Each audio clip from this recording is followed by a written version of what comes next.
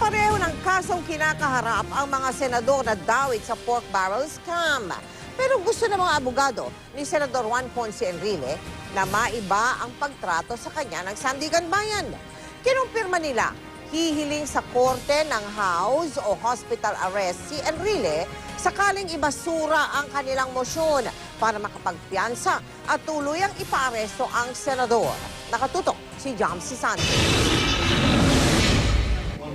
Ilang araw nang pinag-uusapan na pwedeng gamitin ng kampo ni Senador Juan Ponce Enrile ang kanyang edad at iba't ibang sakit para ihirit ang house o di kaya hospital arrest sa gitna ng kinakaharap na kasong plunder at patong-patong na kasong graft. Ang mga kapwa niya senador pati na si Pangulong Noynoy Aquino hindi nga raw tutol dito sakaling ang hilingin ito ni Enrile.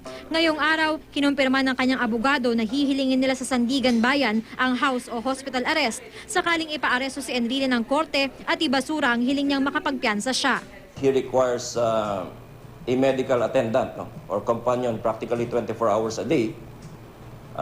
Kailangan din na regularly monitor ang kanyang blood pressure, sugar level at marami pang examinations na kailangan gawin sa kanya any time of the day.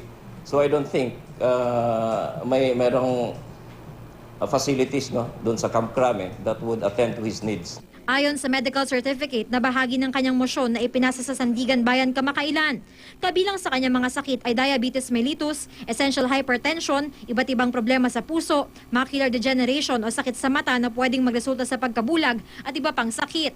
22 ang gamot na iniinom ni Enrile. Halos lahat dito araw-araw. Mapa-hospital o house arrest, mananatili naman daw na nasa kustudiya siya ng PNP. Dagdag pa ng kanyang abogado, kung tutuusin, hindi naman kailangang ikulong si Enrile dahil tinidinig pa ang kasong plunder laban sa kanya. Ikinukulong daw ang akusado hindi upang parusahan, kundi upang siguruhing haharap siya sa korte. Siniguro rin ng abogado ng senador, hindi tatakas ang kanyang kliyente. He's confident that the justices would base their rulings on the evidence on record. He's confident, no, that the Sandigan Bayan would issue favorable rulings on our motions.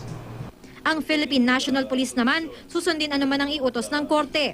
Nakahanda pa rin daw ang PNP Custodial Center sakaling dito siya i-commit ng Sandigan Bayan. Kung kakailanganin, pwede raw siyang ilagay sa PNP General Hospital. 2 kwarto raw sa ospital ang pwedeng pagpiitan kay Enrile. Ang isa ay tinatawag na POV room, maliit na kwartong hindi air-condition.